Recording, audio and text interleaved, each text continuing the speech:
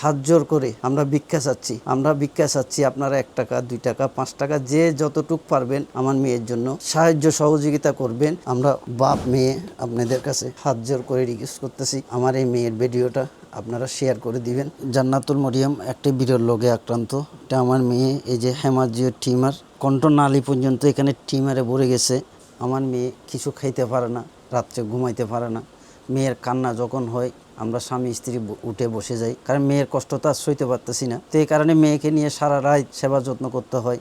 তা আমার মেয়ে না খাওয়ার কারণে এই যে দিন দিন শুকায় যাচ্ছে, এই যে শুকায় যাচ্ছে, এখানে হাত পাগুলি কি অবস্থা হয়ে গেছে। তো আমার মেয়েকে তো যা চেষ্টা করার অবশ্যই আমি রাজমিস্ত্রি হিসাবে দিনমজুর হিসাবে চেষ্টা করেছি। তো এখন আপনাদের কাছে আসলাম, ভিডিওটা পোস্ট করতেছি, আপনারা একটু সামনের দিকে এগিয়ে আসুন আমার মেয়েকে বাঁচানোর জন্য। আমার মেয়ে বাঁচতে চাই, আমার মেয়ের কান্নাগুলি আমরা সইতে পারতেছি না। তো আপনারা একটু সামনের দিকে আসুন, আমার এই মেয়ের ভিডিওটা শেয়ার করে দিবেন। আপনারা আমার মেয়ের জন্য সাহায্য করবেন, কারণ আপনাদের সাহায্য নিয়েই আমি আমার মেয়ের নিয়ে স্বপ্ন দেখতেছি।